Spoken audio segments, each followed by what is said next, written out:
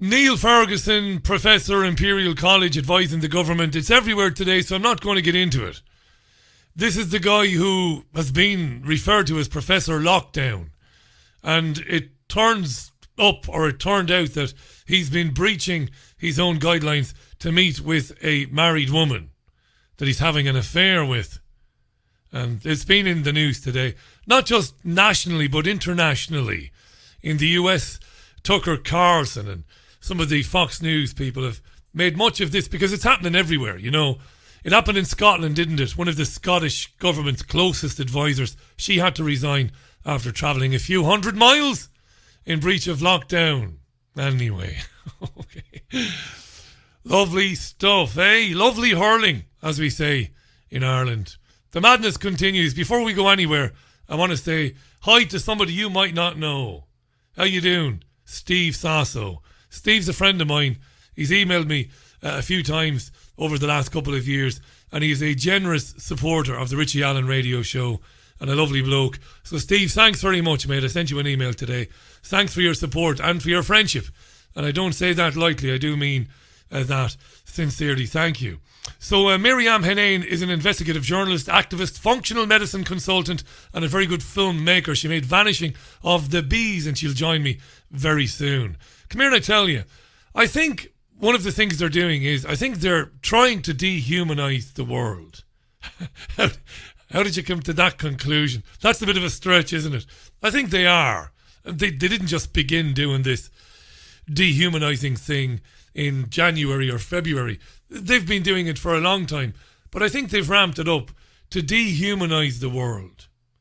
You know, I know depopulation, ultimately through vaccination, geoengineering, sterilization, hunger, and war, of course, famine, is where it's all meant to go.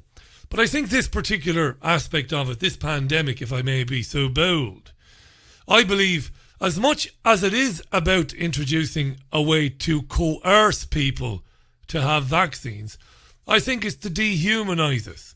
And you need only look at the headlines around this afternoon. Right, it might be in the morning wherever you are, but I'm in the late afternoon here in the UK. The Bundesliga, which is the German football league, has said that football will begin in a few weeks, but played behind closed doors. It's been discussed here in the UK. Worse, actually. Worse, they're saying, let's not just play games behind closed doors. Let's have games at neutral venues to prevent, say, for example, to prevent me and my mates from walking to Old Trafford football ground, which is a 25-minute walk from my front door. I can pretty much see the stadium from where I live. They don't want us to be able to congregate outside the stadium while the game is being played to empty seats.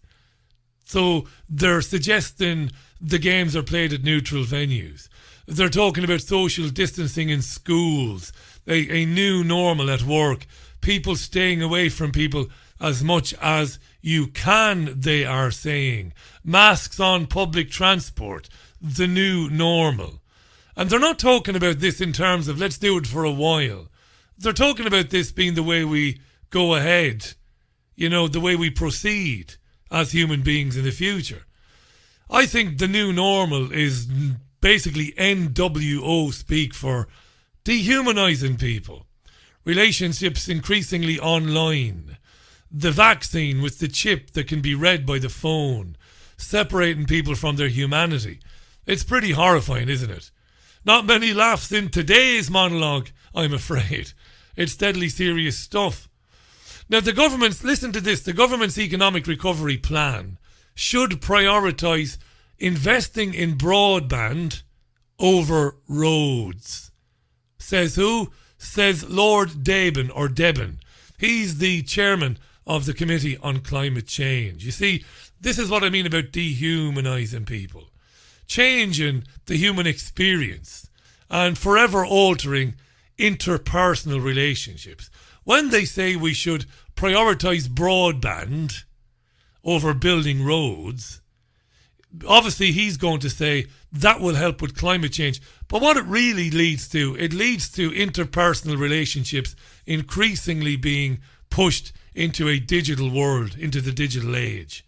Here he is on Sky News today, this guy, Lord Deben. Well, I think the first thing is that people have experienced something that they've only known about before. In most of our big cities, they have understood what clean air really means because they've breathed it. And I don't think they want to go back to filthy air. I think they realise the poison that it is, and they will be demanding measures which mean that you create jobs by cleaning up the atmosphere, which means having more electric cars, by having a better range of points so that you can charge them, giving people confidence, a whole series of things that they will be asking because they don't want to lose the good things. They want to get rid of the bad things of lockout. But many of them will say, I don't want to be a 5-day-a-week commuter. I want to go into work 3 days a week. And I've shown that I can work at home. I don't want to do it all the time. And I want to go and see my friends. And I want to have an office a relationship. But yeah, they want you to work at home, Lord Deben. They don't want you seeing people. Hence the social distancing measures they want to adopt in part, or some of them, they want to keep them indefinitely. Right? It's not about people sitting, because I can understand the logic of, it's pretty awful, the office environment, most people do a job they don't like to do anyway. Wouldn't it be lovely if they got to do it at home, in a more serene environment? That all sounds very good, but in reality, it means they want to keep people at home. They want to distance people from each other as time goes on. But why can't I work at home a couple of days a week? And many firms are saying how much... Because actually rubbing up against people, meeting people and socialising with people, going to lunch with people, having a game of darts in the pub after work with people is healthy, even if the job you do is for a rat bastard corporation. It's a healthy thing to do, to be out and about and not confined to your house. Believe it or not. Much more sensible, and we don't need as much office space, and we really do look to... Right, so this fits in some way with what I've just said about dehumanising us through the solutions for pandemics and also the solutions for climate change, which are now intertwined. So Nigel Morris was on the very same programme. Who's Nigel Morris? He's the trustee of something called Working Options in Education, and he sometimes pops up on Sky and the BBC. Nigel Morris. Working options in education. The pandemic could be very good for the young, he says. Listen to how he says it could be good for the young. Well, it could be if we actually create the infrastructure for it to be good. And as I say, we have a real chance to revolutionise the productivity of the country. We have a real chance to create greater social mobility. Because remember, some of the biggest sectors employing young people, like hospitality, are the most crippled within the crisis. And how do we take those people who would normally just go into a hospitality job into... Good question. You've got somebody who doesn't stay at school. That's not a bad thing, by the way. I did it. I did the uni thing twice. I was a plonker. I wouldn't do it again. Somebody who doesn't stay in school, they often are limited sometimes to hospitality jobs. They won't be able to do those in the new normal because there won't be as many jobs in hospitality. We need to get them online jobs. Into some of the other areas that have been most hard hit by the crisis, and actually, as you say, actually capture what is what they're very good at, which is much more natively working in a digital way. Yeah. Capture what they're good at, which is natively working in a digital way. They never spend any time, any free time off the phone, the tablet or the laptop. So let's enhance that and get them doing something productive online, he says. Then he talks about the digitalisation of the economy. And I think the point you make is a very good one, which is the digitalisation of the economy. Wait for it now. Economy has accelerated at least 2 years in the last 2 months. Wow. The digitalisation of the economy has accelerated at least 2 years in the last 5 months. I know when I do this, it pisses off some of you. We heard him, Richie. I'm emphasising what you've been hearing. That's a startling thing, if he's right. He says it's basically accelerated at the rate of knots, the digitisation of the economy. Wow. For the young who are primed to accept it. The cashless society. Track and trace. Vaccines to allow you the occasional trip on a holiday if you want to go on a holiday. or to the cinema or wherever. The dehumanization of society. That's what came to mind today watching these interviews in the production of this particular radio program. And it's quite startling, really. This coming Sunday, the Prime Minister, Boris Johnson, will outline how we will start to ease some of the lockdown measures. Prime Minister's questions took place today. First time he faced Labour's new leader, Keir Starmer. Johnson said that some measures may even ease this coming Monday. I just want to explain to the House as a courtesy why it's happening on Sunday, Mr. Speaker. I'm sure you'd be interested to know that. The reason for that is very simple, that we have to be sure that the data is going to support our ability to do this. But that data is coming in continuously over the next few days. We'll want, if we possibly can, to get going with some of these measures on Monday. I think it would be a good thing, Mr. Speaker, if people had an idea of what's coming the following day. That's why I think Sunday, the weekend, is the best time to do it. Right, okay. Sky News' John Craig speculates as to what might be eased this coming Monday. Are you excited now? Are you really excited?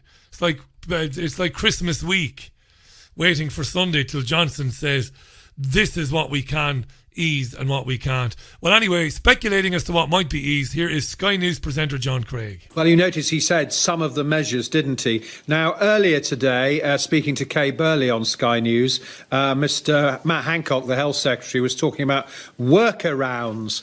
Number 10 have just said easements, different phrases for changing the rules.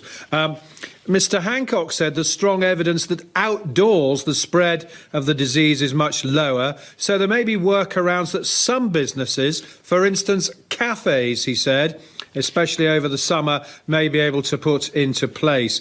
Mr. Hancock also talked about people who are shielding for their own protection. He said we may be able to release some of those measures. He said we'll be able to take clinical advice on whether it's safe for those who are shielded to, for instance, hug their grandchildren. These people are tyrants, aren't they? Imagine getting permission or waiting to get permission from a politician to hug your grandchildren. Yeah. Clinical advice on whether it's safe for those who are shielded to, for instance, hug their grandchildren. That's something that some members of the public who've put questions to government ministers. Asking permission this morning on Sky News, the Ginger Ninja had the health secretary in the studio for 45 minutes and the public were tweeting in questions. Of course, the questions were screened to make sure there was nothing embarrassing in there. People are actually asking permission. You know that you are as impotent. I'm not going to finish the analogy.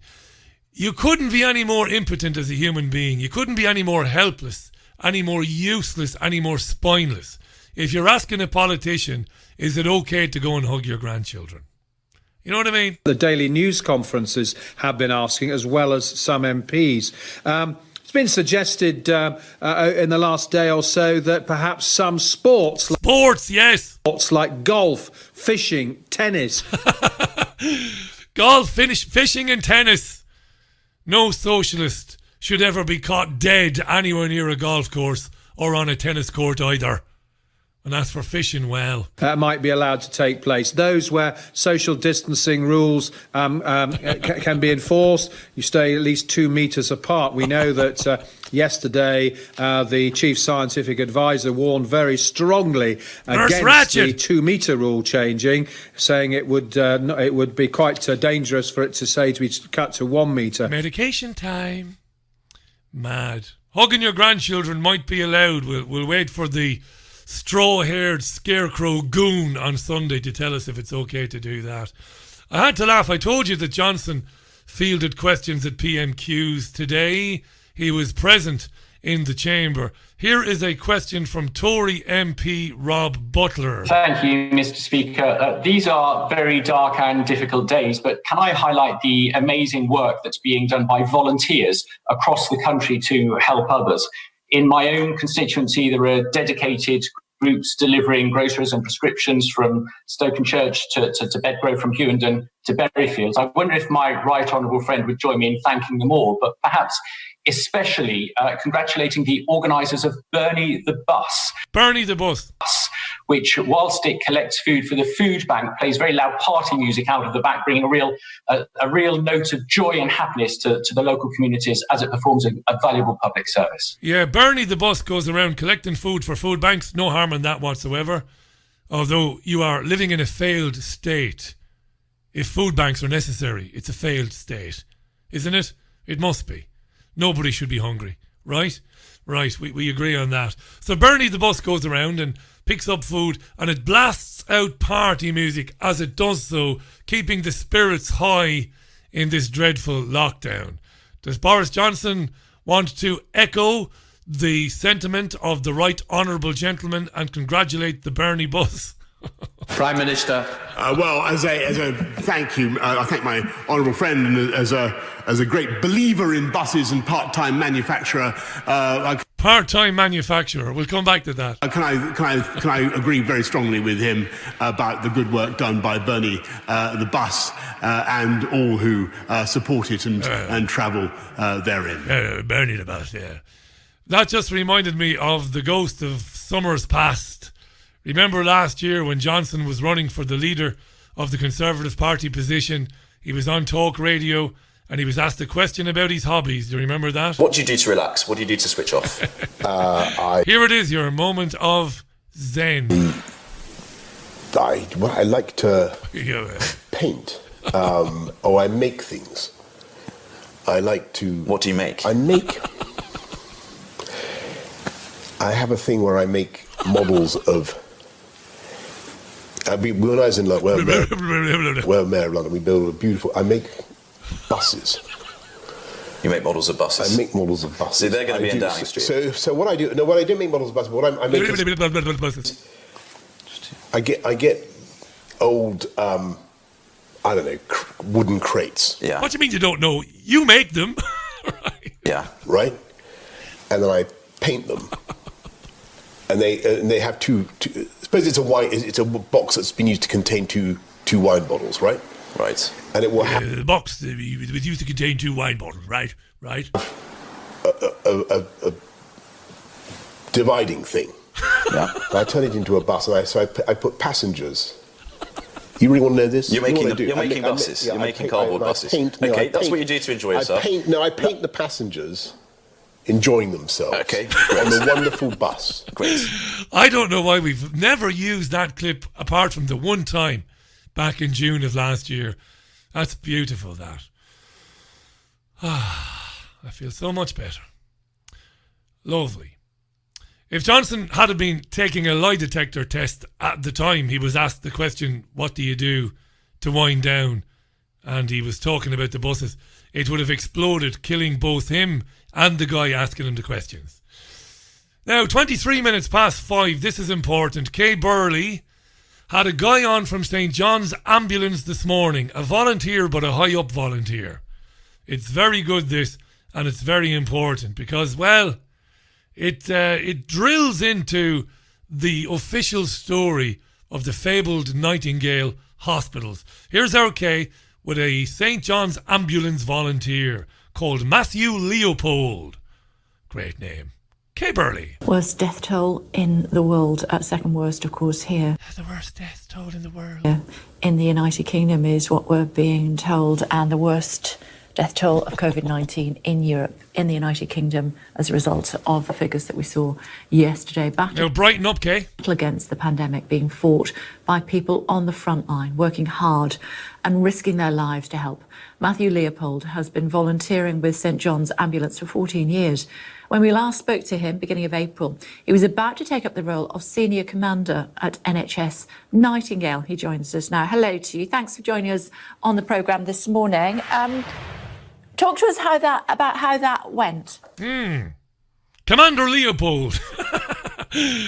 Very good. When Kay said, tell us how it went in the Nightingale Hospital, I said to Froggy, get the popcorn in the kitchen, love. This is going to be good. So how did it go then, Leopold? When I hear Leopold, I think of that Bugs Bunny cartoon. Remember when Leopold is singing and Bugs doesn't like him, so Bugs changes into the conductor's outfit. Remember that, Bugs Bunny? Anyway, Matthew Leopold, how did it go with the Nightingale? Good morning. So, yes, when we last spoke at the beginning of April, we were ramping up our capabilities to run the Nightingale Hospital at the Excel Centre. But as it became very clear that the NHS hospitals across London and the South East have been really quite resilient, the amount of staffing and the number of beds that required in Nightingale wasn't anywhere near the planning that we had done. So we're in the very fortunate position of not actually needing to open all of the capability of the Nightingale Hospital. So we started to phase back the resourcing that we put in and have started to reallocate our volunteers across many different opportunities to support the NHS. So that might be crewing frontline ambulances or working in emergency departments across the United Kingdom. So what did it look like, the fact that, you were only, I think there was only, certainly less than 50 people being treated in the Nightingale with capacity for up to 4,000. Were you just working in a little corner, or how did it work? Yes, Kay, I am sexually aroused now. You saucy little minx, Kay. Well done. Ma'an Colleen, as we say in the old country. A real question. And a little bit of sarcasm. And a little bit of mischief in Kay's voice. This is good. So what did it look like, the fact that, you were only, I think there was only, certainly less than 50 people being treated in the Nightingale with capacity for up to 4,000. Were you just working in a little corner, or how did it work? Wonderful, Kay. I need to take a cold shower. What does he say to that? Yeah, so the wards have all been built. It is quite substantial. That's not what he asked, Commander Leopold, or it's not what she asked. She asked, were you working in a little corner there? Because less than 50 people ever went through the Nightingale. Come on, lad. What was really going on there? The length of the Excel Centre, it's a kilometre long. It is quite incredibly... We know what it looks like, you dickhead. We've seen the corridors of it. We've seen the shots, the footage of it 1,000 times. Where were you working in there? What were you doing? Huge. And small areas were used in different pockets in order to make sure that there was a good, clear process flow for those patients as they were working through the Nightingale. So he goes on, and Kay loses interest, and she wraps up the interview. You can check it out on skynews.com if you don't believe me.